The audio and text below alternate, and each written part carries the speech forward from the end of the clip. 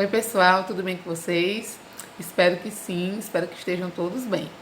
Vamos dar início a mais uma videoaula, dessa vez voltada para os segundos anos, com o tema platelmintos e nematóides. Esse tema faz parte, a continuação dos temas que nós estávamos vendo antes das férias, que são os filhos dos animais. Nós já tínhamos visto os primeiros e vamos dar continuidade agora. Antes da gente falar sobre esses dois filhos, eu quero pedir para que você não se esqueça de se inscrever no canal da nossa escola, deixar seu like, seu comentário. Aproveita e comenta aí o seu nome e a sua série, tá bem? E compartilhe o vídeo com os seus colegas. Vamos lá. Vamos falar primeiro dos platelmintos. Os platelmintos são os vermes de corpo achatado, Corpo plano. E aí vocês vão ver melhor na estrutura quando eu mostrar nos próximos slides. São animais de corpo alongado e achatado. O habitat, a maioria deles tem um habitat aquático, tanto na água doce quanto na água salgada. E alguns também são terrestres, mas vivem em locais úmidos. Podem ser parasitas ou de vida livre. O tubo digestivo, o sistema digestivo é incompleto, pois só tem boca, não possui ânus. São os primeiros animais que apresentam um sistema nervoso, certo? Os filhos anteriores não apresentavam, Respiração cutânea, pela pele. Alto poder de regeneração, Vocês vão ver também nos próximos slides. E a simetria é bilateral, significa o quê? Que se eu repartisse ele ao meio, os dois lados são iguais. Triblásticos, onde eles apresentam os 3 folhetos embrionários, e acelomados, eles não possuem celoma. Essas são as características gerais.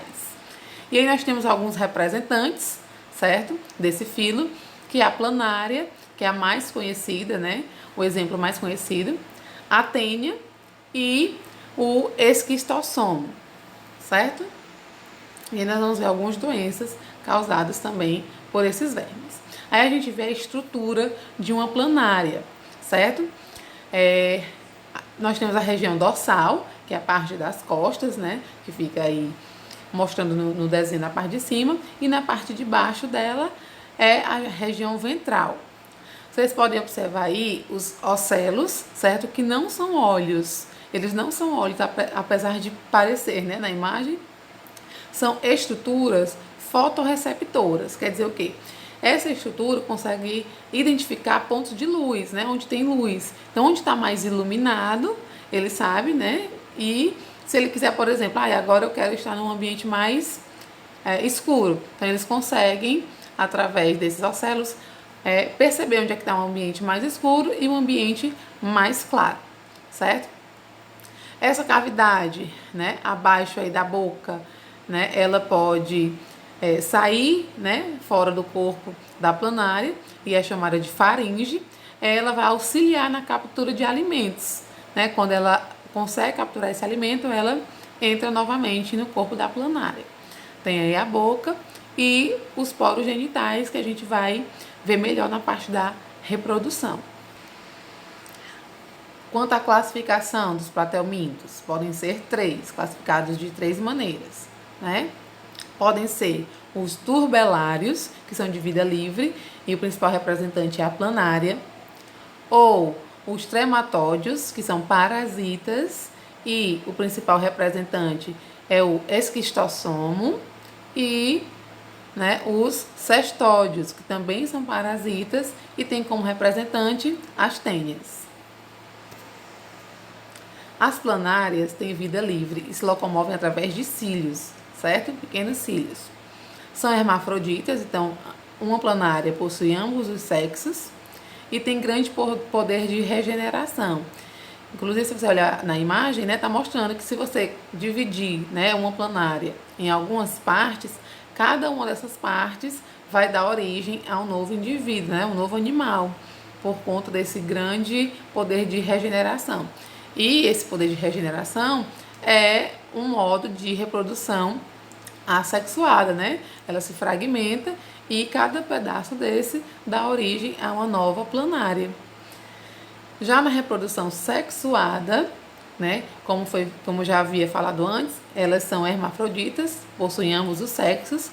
Então, o que é que acontece? Elas se juntam, como vocês podem observar aí na imagem, né? Então, vamos dizer assim, a planária A e a B se juntam e há a troca de espermatozoides. Ambas liberam e ambas recebem espermatozoide uma da outra, certo? A fecundação é interna, acontece dentro do corpo do indivíduo e o desenvolvimento é direto. Então, eles não passam pela fase de ovo, de larva, não, certo? O desenvolvimento é direto. Vamos ver agora algumas verminoses, né? Algumas doenças causadas por esses vermes. E aí, as principais causas, né, para a grande ocorrência dessas doenças são a falta de saneamento básico, a ausência de hábitos de higiene, moradias inadequadas, falta de educação sanitária, sistemas de saúde precário e alto índice de pobreza, né, nos países subdesenvolvidos ou emergentes, como no Brasil, as verminoses são bastante frequentes. Primeiro aí nós temos a teníase e a cisticercose, que são causadas pela tênia, certo? Ou pela tênia sarginata, que é quando é na carne de boi, ou a tênia solium, quando é na carne de porco. E aí elas chegam a medir de 5 a 9 metros, certo? Tudo isso dentro do corpo de um ser humano. Como é que acontece o contágio? Adquire-se a teníase pela ingestão da carne mal cozida ou crua e se essa carne estiver contaminada com os ovinhos, né? Os cisticercos. Já a cisticercose acontece pela ingestão dos ovos da tênia, a partir da alimentação de água, com frutas e verduras que estejam presentes esses ovos, certo?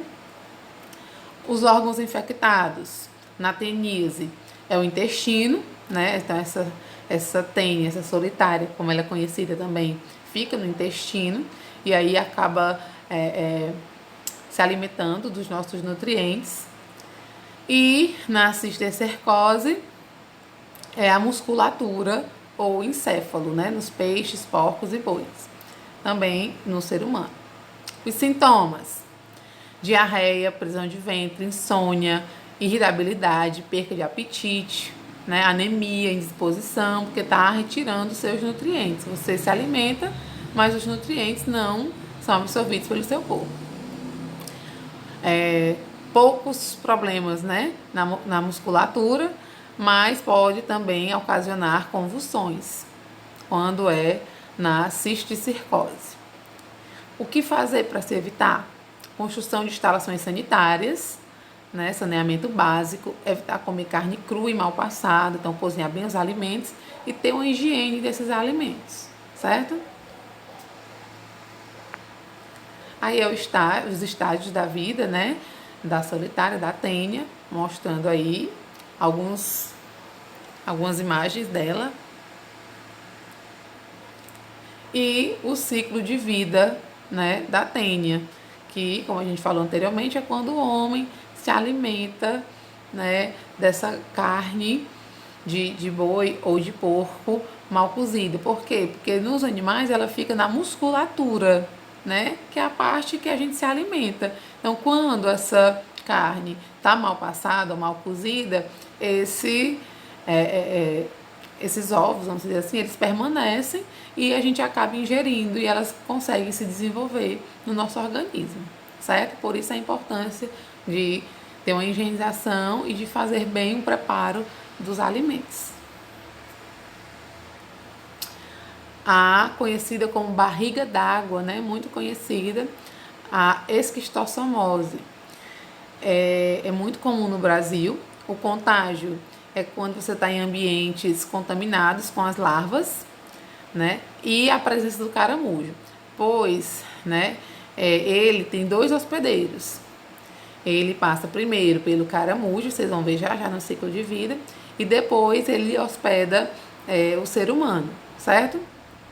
Os órgãos infectados, as veias do fígado e do intestino humano. Como vocês podem ver aí na imagem, né, a pessoa infectada fica com a cavidade abdominal, né, com a barriga bem inchada, né, bem grande.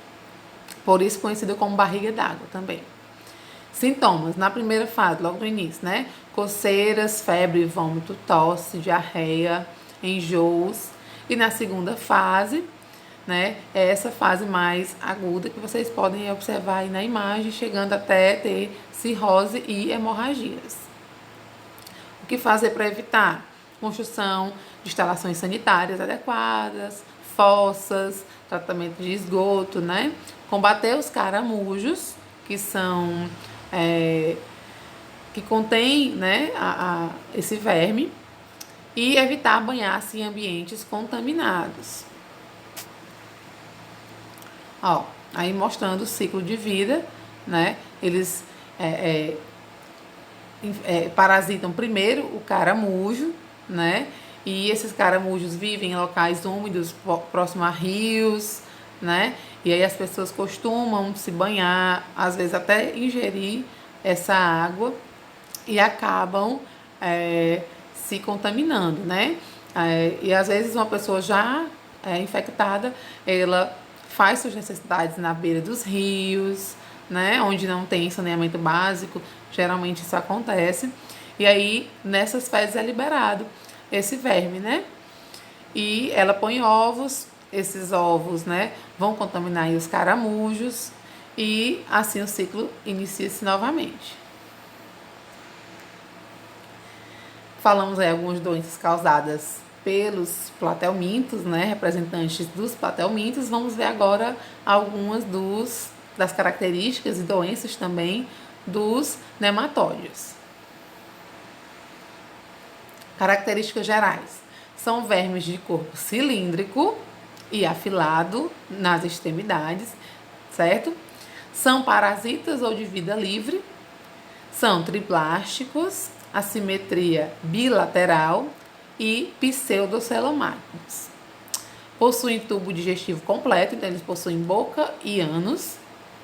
Têm sexos separados e a fecundação é interna. O seu habitat é terrestre ou aquático, água doce ou salgada. Os terrestres, né, que vivem na terra, procuram viver em ambientes úmidos e ricos em matéria orgânica. As características gerais desse filo são essas. E aí a gente vai ver algumas doenças causadas pelos representantes, certo, deste filo. A ascariadise, né? Causada pelas lombrigas. O contágio, ingestão de água, verduras mal lavadas, certo? Então é importante que todos esses vegetais, frutas, né, que a água, todos sejam limpos, bem tratados, para que se elimine os ovos, né, desse animal. O órgão infectado, o intestino dos humanos ou de porcos. Sintoma, tosse, obstrução intestinal, lesões e infecções pulmonares e hepáticas. O que fazer para prevenir, né? Construir instalações sanitárias, que é ter o saneamento básico, ferver e filtrar bem a água e higienizar bem os alimentos, certo? E aí nós temos a imagem, né, das lombrigas. Temos a estrutura, né? Você pode ver aí que inicia-se na boca, por isso a gente diz que ela tem um sistema digestório completo. Tem boca e tem ânus, certo? Aí tem o ovário, o polo reprodutor, intestino, faringe, certo? Aí o ciclo de vida, né? Que, como eu havia falado anteriormente, a ingestão de água, alimentos contaminados pode introduzir, né, os ovos no tubo digestório humano. No intestino, cada ovo se rompe e libera uma larva. Cada larva penetra no revestimento intestinal e cai na corrente sanguínea, passa pelo fígado, pulmão, né? E em seguida são deglutidos, atingem o intestino delgado, onde crescem e se transformam em vermes adultos. Após o acasalamento, a fêmea inicia a liberação dos óvulos. Dentro de cada ovo, dotado de casca protetora, ocorre o desenvolvimento de um embrião. Após algum tempo, origina-se uma larva. Os ovos contidos nas fezes contaminam a água e o consumo de alimentos. Então, essa pessoa que está contaminada, né, que porventura venha fazer suas necessidades próximos a rios, né, lagos, vai acabar liberando, né, esses ovos e contaminando outras pessoas. O amarelão, certo? Temos aí o amarelão, o contágio, mais uma doença, né, causada por esses vermes. Contágio é a penetração ativa das larvas pela pele a partir do contato com fezes humanas contaminadas. Então, mais uma vez, a falta de saneamento básico, né, pode fazer com que esse verme entre na pele, certo? Sem nenhuma dificuldade. Então, vocês conseguem observar aí a imagem dele, né? Os sintomas. Perdão, o órgão infectado, o intestino delgado. Os sintomas: cor amarela na pele, fraqueza, anemia, cansaço, lesões e coceiras na pele, como vocês podem observar aí na imagem. Então, andar de pés descalços, né, facilita o desenvolvimento dessa doença. Tosse, dores no abdômen, diarreia, perca de sangue nas fezes, certo? Perca do apetite.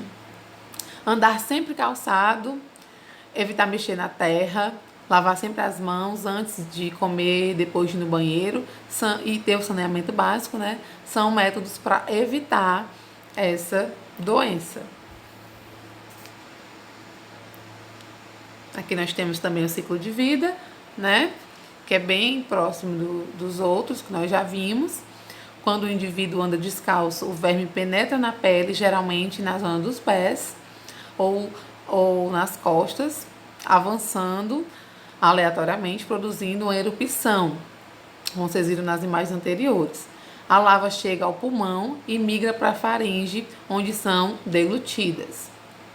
As larvas atingem o duodeno, transformando-se em adultos e reiniciando o ciclo de contaminação.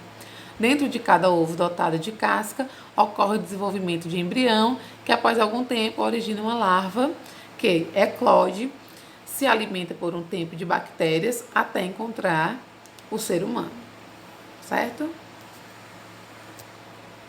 A elefantíase, contágio, picado das fêmeas desse mosquito, né? Do mosquito Culex. Órgão infectado é o sistema linfático. Sintomas: inflamação nos vasos linfáticos, febre, calafrio, dor de cabeça, mal-estar, dores musculares, intolerância à luz, inchaços exagerados, como vocês podem observar aí na imagem, né? É um sintoma mais aparente, né? Mais comumente relacionado à elefantíase. Manchas na pele, pele com aspecto grosso, gordura e sangue na urina. O que fazer para evitar? Uso do mosquiteiro. Então quer dizer o quê? Que esse verme, ele parasita primeiro o mosquito, né? Depois da picada do mosquito, ele parasita o ser humano. Uso do mosquiteiro, passar repelente, borrifar inseticidas, roupas que cubram a maior parte da pele, né? Evitar água parada para evitar a criação dos mosquitos, né?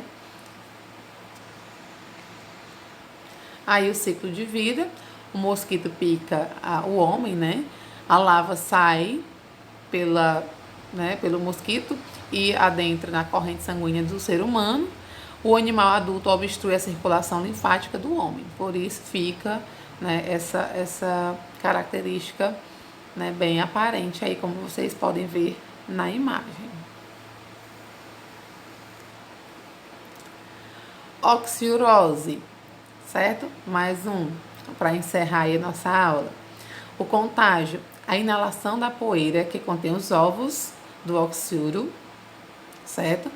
Ou a ingestão de água e alimentos contaminados. Também pelas mãos, por isso é importante estar sempre lavando as mãos após brincar na areia, pegar no chão, pegar, né, em objetos contaminados.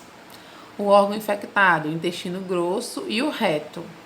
Sintoma: coceira intensa no ânus, lesões no reto, cólica, tontura, vômitos e enjoo. O que fazer? Higienizar, né? Ter uma boa higiene pessoal, principalmente lavando bem as mãos, trocar sempre toalhas e lençóis, instalações sanitárias, né? Ter banheiros adequados, esgoto também. E quando a pessoa já está infectada, tomar os medicamentos para combater esse verme. Como evitar as verminoses? Vocês perceberam aí que todas as vezes que a gente estava falando de como prevenir, a gente falou aí, ó, do saneamento básico, que é um dos principais, né? Mas temos outros aí, ó. Beber somente água filtrada e fervida, lavar cuidadosamente frutas, verduras e cozinhar muito bem os alimentos, comer apenas carne bem passada, andar sempre com os pés calçados, lavar sempre as mãos antes das refeições e após usar o banheiro, conservar sempre unhas aparadas e limpas, manter as instalações sanitárias boas, né, em boas condições e com higiene, e seguindo aí esses conselhos, a gente está nos afastando de ter, né, nos livrando de ter essas doenças causadas por vermes. Então, pessoal, essa foi a nossa videoaula de hoje. Espero que vocês tenham entendido, tenham gostado. Mas se permanecer alguma dúvida, vocês podem entrar em contato comigo, tanto nos comentários do vídeo, quanto no WhatsApp. E eu espero vocês também na nossa aula pelo aplicativo Google Meet. Lá a gente vai tirar nossas dúvidas e corrigir nossas atividades. Fiquem com Deus e até o próximo vídeo.